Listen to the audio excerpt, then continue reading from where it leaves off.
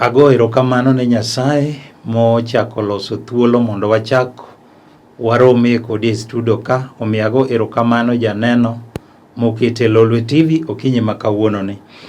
Omiyo janeno kapok adhi mbele, ani luonga ni Pastor Agustino Omedo, aja Kisumu County ai kuongo ni Kogony, koro gonde school. Ajal mowar kendo ajaneno mar Yesu Kristo.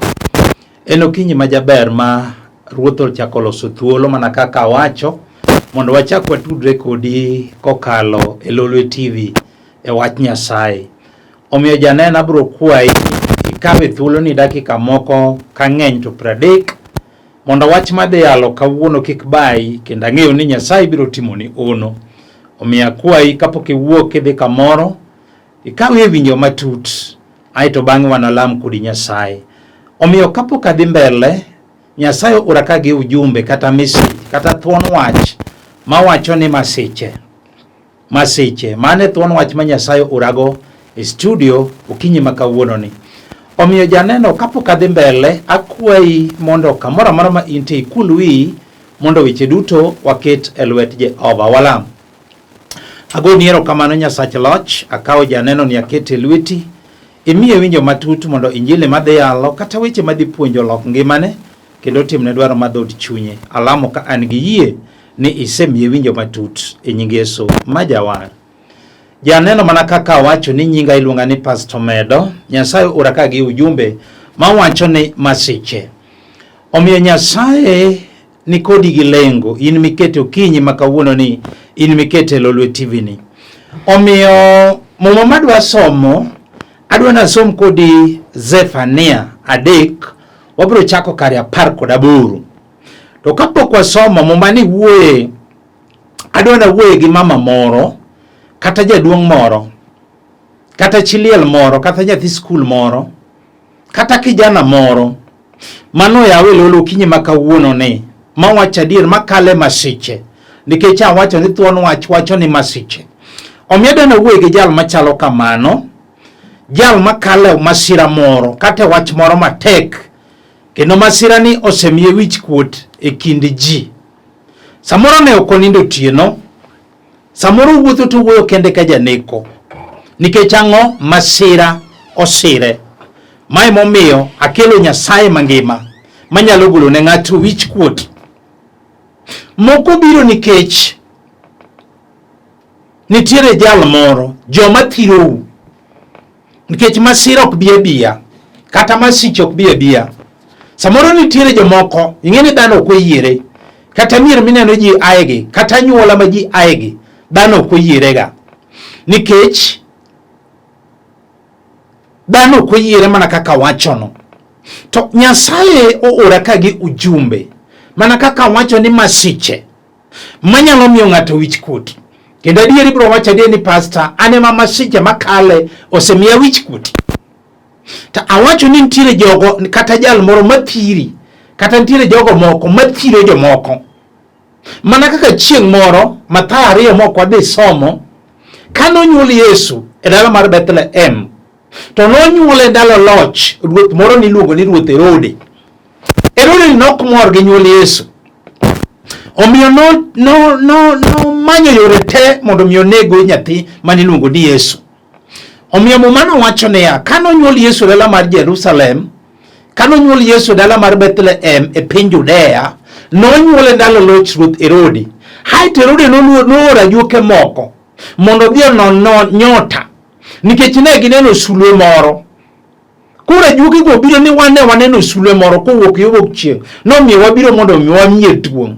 Ni to kane ruoth Herode winjo wachno ni kibaji nogoya inya kaachiel gi Jerusalem duto to ni nyalo nyuole gi nyota, to nitiere ruoth moro mar Herode en onyalo wuok mondo othiri nikech ng'ato ka ng'ato inyuolo gi ape. Mae momiyo wacho ni Masiche mabiro ok bi abia.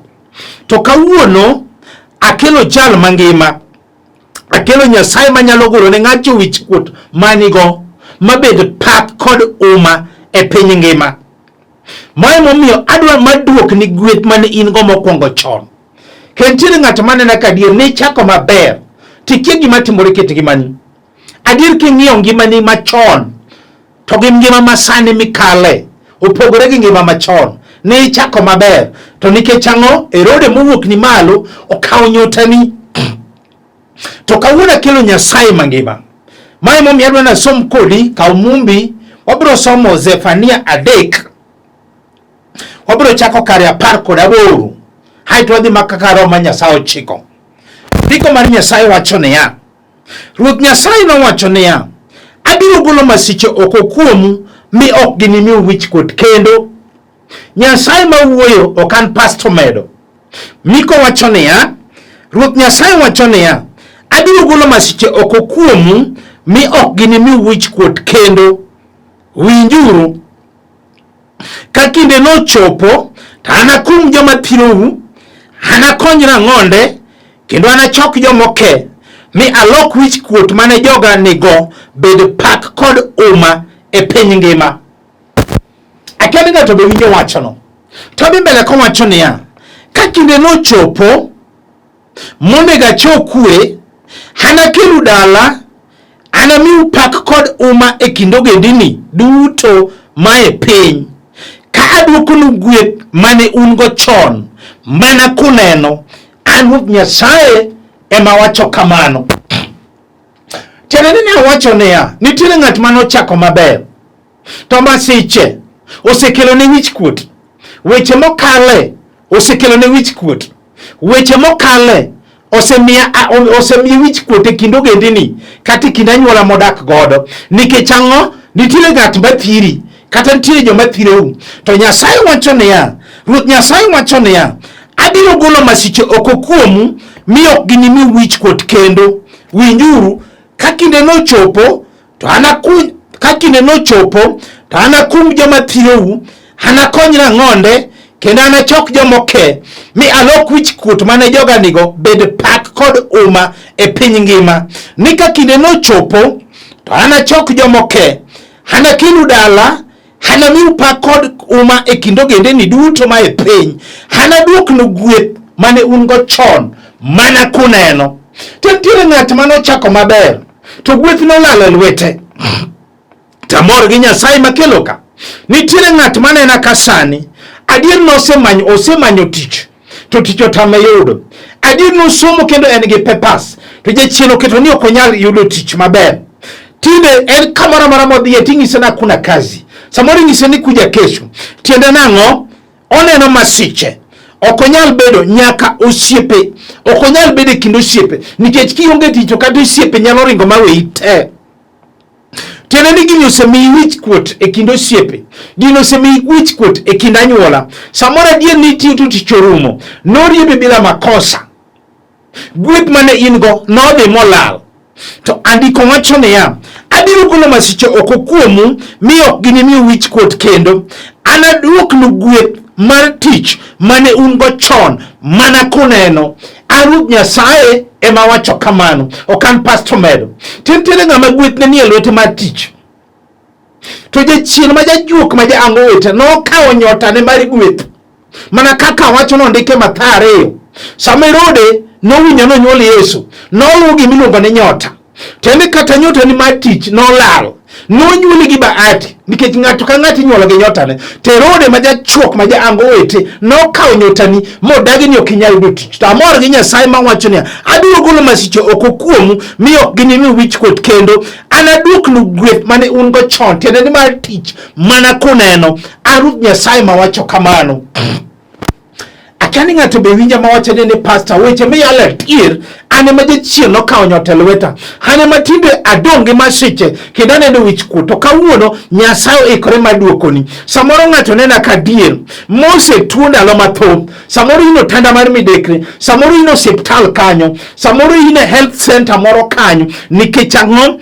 Isemanyo chang to tamore. Samoro isiwuotho osiptende matindo gi madongo onge lokruok. Samoro tuo sukari kabito in, pressure kabito in, wich bar kabito in, tuo maringe chogo kabito in, maringe remo kabito in, samoro en cancer kabito in.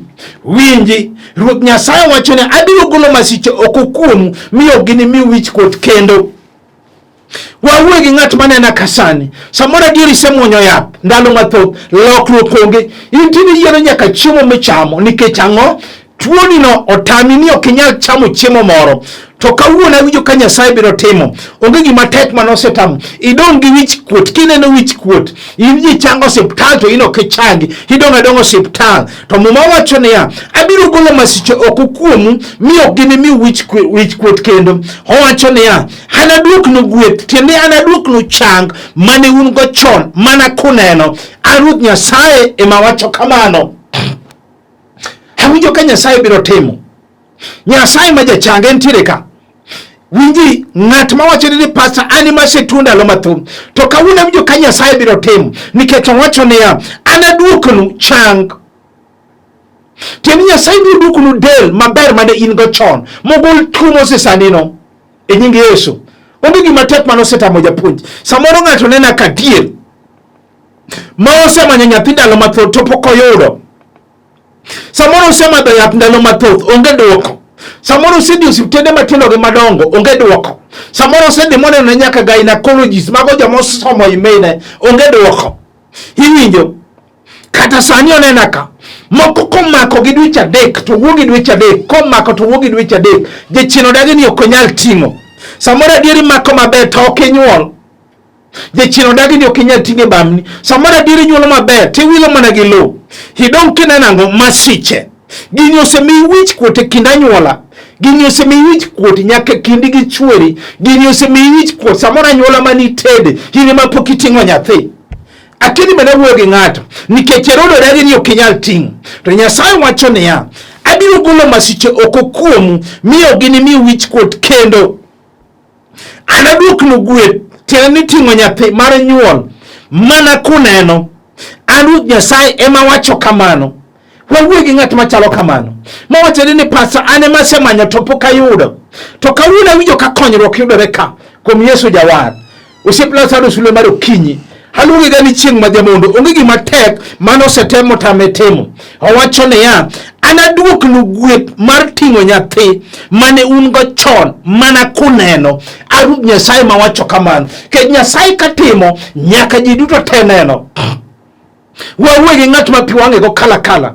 Ma wacho ni pastor weche miyalo adiera winjo ka dhege ngimana.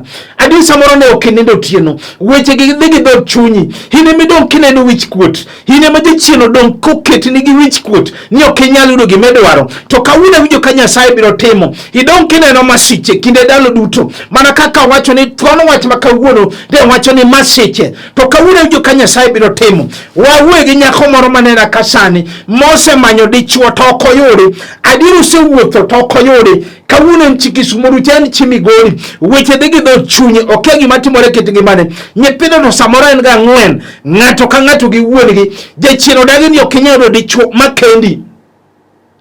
Samoro jolupni nosetedo te ine midong'. Iki gima timore kit ngimani. Samoro tinde dhi ndiko tij ot. Iwacho ni watia nyithindo to in ga dia ne duoko dalau. Mama gwe mapidho nigi nyithindo. Mama wacho na tiro nyathina itek mane nyuli mana wuoi. To mama ukiani ine masiche. Jachien odagi ni ok inyal bedo gi dichuo. Samoro adieri ine matindi dong kineno wich kuot e kind osiepe. Samoro adieri ni tedo chon. To jachien nogole dala mani tede. Kata sani nene pango kendi center. Piwani go kala kali winji Injili. Iwacho ni pastor sami yalo taweni ane meyala. Idong kineno wich kuot e kind osiepe kindi ji. Adier de samoro dirani kamedake gen gi chuogi to ino yonge de chuo. Ji penjore to adier to chuore no tho. Koso ang'oma notimore kiti koso poko kende. Weche gi dhigi nyalo dhigi dhod chunyi. Tabor gi Nyasaye makele studio ka. Jakonda mulu Osiep Lazarus sule mar okinyi. Haluongi ga ni chieng' jamondo. Wawuoyo gi mama machalo kamano. Matindo osemanyo dichuo to ok obedi. Adieri dong kitedo kendi ka nyamashi. Kata ng'at mapenji nyingi onge. To Nyasaye wacho niya, muma wacho niya, abiro golo masiche oko kuomu mi ok ginichak gimiu wich kuot kendo. Do gineno ka osemiyi wich kuot tiluongi mana nodhi oduogo ago come back. Wacho ni ke paro to lithe chunyi. Tandiko wacho niya, abiro golo masiche oko kuomu mi ok ginimiu wich kuot kendo. Nyasaye mawuoyo, anaduoknu gweth mar kend mane un go chon mana kuneno. Ruoth Nyasaye ma wacho kamano. Wawuoyo gi ng'at machalo kamano. Ma wacho ni pastor weche miyalo dhigi dhod chunya. Hane masemanyo ng'at makenda onge. Hane madala mana tede noriemba. sani adak kenda katedo da kenda tamor gi Nyasaye kawuono mabiro loko masiche mabiro golo nu wich kuot maloko masiche mabed pak gi uma e piny ngima mana kaka Nyasaye kaka mumondikoni nikech onge gima tek matamo Nyasaye nikech ndiko wacho ni akisomo 20 owacho niya ni ka kinde nochopo anachok ka kinde nochopo monega chokwe hana kelu dala hana miu pak kod uma e kindo gendini duto ma e piny hana duk nu gweth mane ungo chon mana kuneno Harut Nyasaye mawacho kamano kare onge gima tek manositamo Nyasaye wawuoyo gi ng'at ma kendo onge kwe samoro adier nu kendo rukweru munouru mana sweetie darling ani mago norumo mogore Lwanda tinde uluonguru mana ni ng'atni iwinjo ti uluonguru mana ni guogene iwinjo guok kendo mana guok magi jachiene mokelo jachien onge gi teko kendo onge gi loch adier ng'at maloso gi wadgi onge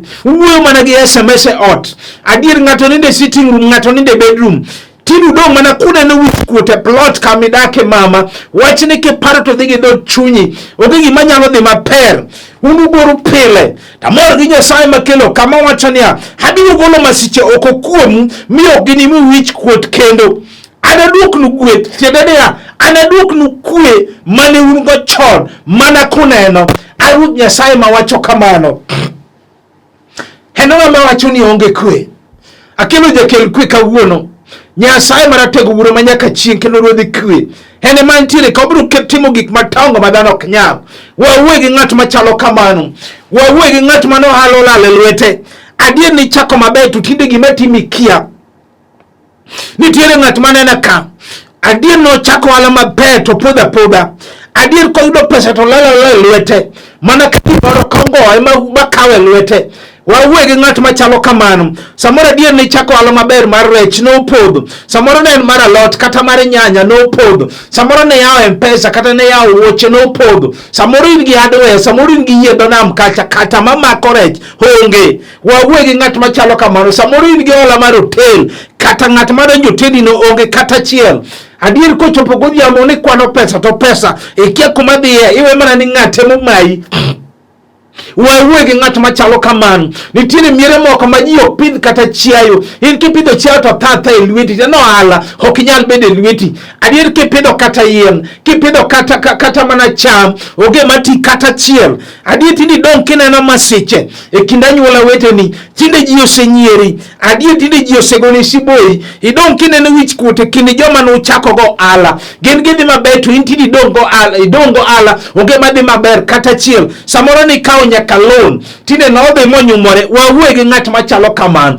tamor gi ndiko mar Nyasaye mawacho niya abiro golo masiche oko kuomu miyo ginichak mi wich kuot kendo hanaduk nu gweth mar ohala mane un go chon mana kuneno Harut Nyasaye mawacho kamano kare onge gima tek mar osetamo Nyasaye wawuoyo gi ng'at mawala nolalo lwete kawuono winjo ka Nyasaye biro timo wawuoyo gi dichuo moro kata kijana moro mosemanyo mondo mi okendi otamore samoro no kendo to mono weya bila sababu okia gima timore kit ngimane amor gi Nyasaye makelo kaka wuono samoro ipango mondo mi kendi weche ge dhi malal makethre cho mawachno ruchre malok ni chaki winj kendo samoro adier ikendo to mono weya to bendo kuchwanyru ukia gima timore kit ngimane tini don kineno wich kuote kendo osiepe idong kineno wich kuote kind anyuola ine ma ji wachi kikalo ine ma ji go mbaki kikalo to kawuono mor gi Nyasaye mawacho niya abiro golo masiche oko kuomu miyo gini mi wich kuot kendo anaduk nu gweth mar kend mane un go chon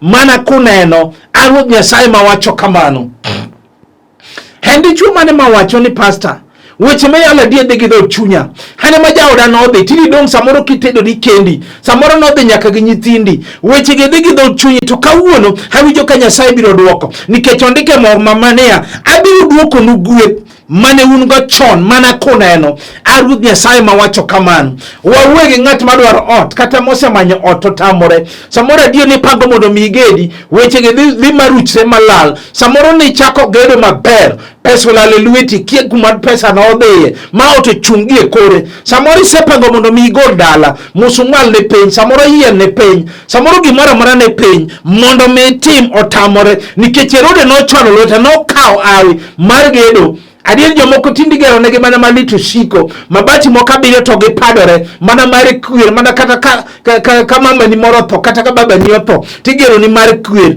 kaka no gere no ndodhe murumo kamochung kamano to kawuona ndiko wacho niya abiro golo masiche oko kuomu mi ok gini mi wich kuot kendo anaduok nu gweth mar gedo mane un go chon mana kuneno Ruoth Nyasaye ma wacho kamano.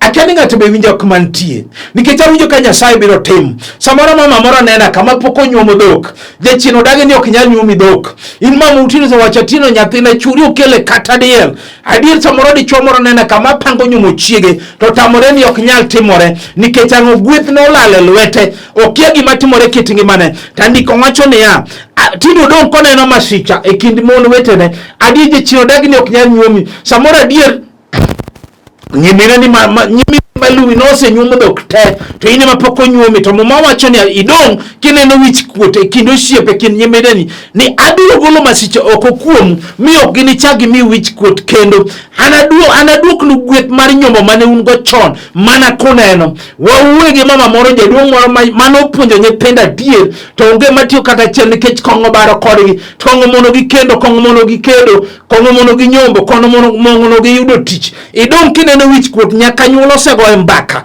nyaka nyuolo segoe siboi idong kineno wich kuot e plot kata nyuola kamidake tamo mawacho ni abiro golo wich kuot kuomu mi ok gini mi abiro golo masiche kuomu mi ok gini mi wich kuot kendo anaduok nu gweth mar maber mar ngima mane un go chon mana kuneno Ruoth Nyasaye ema wacho kamano gi nyathi skol moro manena kadier adier machon ne riek to tini dok mana chien ikia gima timore kit gima samoro ine college fio tamore okene kuma biro ae adier tini dong keneno masiche kod wich kuot samoro adier tuo moro nogore kit gima ni otagi ni okinya tiko school miere moko onge nyithindo machopo klas 8 to kawuono winjo ka Nyasaye biro timo wacho niya abiro golo kuom wich kuot miyo abiro golo masiche oko kuomu miyo gini mi wich kuot kendo anaduok nu gweth mar somo rieko mane un go chon mana kuneno Ruoth Nyasaye ma wacho kamano.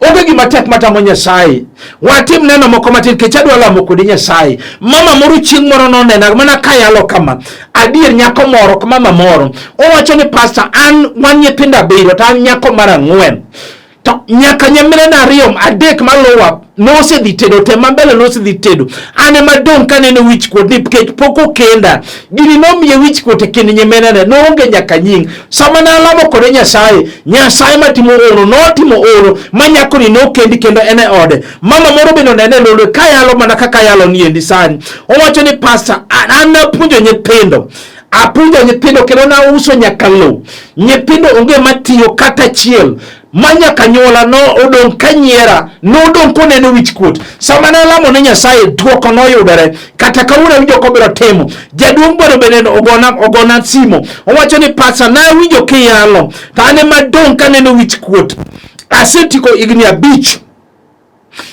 nyathina an gi nyathi maja igni 5 to se tuo kuom igni 5 poko yudo kata chang sama na lamo ne Nyasaye no golo ne wich kuot ma nyathine no chango instantly kech adwa lamo kodi Nyasaye nitiere ka osei kod adwa na lam kodi nikech Luka 18:27 wacho niya to Nyasaye noduoko gi niya gik ma dhano ok nyal Nyasaye manyalo adwa na lam kodi Nyasaye kinyalo mako tivite make kinyalo gochoge penye tigo nikech iya kuom winjo to winjo wach Nyasaye wala mo Nyasaye ago niero kamano Nyasaye loch akawo mama ni akete lweti kawo jaduong' ni akete lweti kawo nyako ni akawo nyathi skul ni akete lweti japuonj mbakale masiche matek japuonj to mumbio wacho ni biro golo negi wich kuot mi duok kod pak kod uma mane gin go chon mana ka gineno Nyasaye duok negi kendo tim negi miracles alamo kan gi yie ne timo e nying Yesu majawan. Janeno mana kaka wacho ni nyinga ilunga ni Pastor Agustino Omedo aja Kisumu County aigweng milongo ni Kogony buto Korogoda School ajal mowar kendo aja neno mar Yesu Kristo. Ji mang'eny osekawo namba na adwa weyo mondo watude sach Nyasaye. Kapok aweyo to kanisa na male milongo ni House of Hope and Redemption International Church Nairobi wayudore Babadogo kanye mawanege all kendo ji osebiro moyudo konyruok. Kisumu ka an Kisumu ka sani kanisa biro machiegni sani an Kisumu kendo ji mang'eny osemanya mogochona malamo kodgi Nyasaye magi neno miracles. Namba mar simu en 0726843941 anwoyo 0726843941. Namba machielo mar Airtel en 0750383499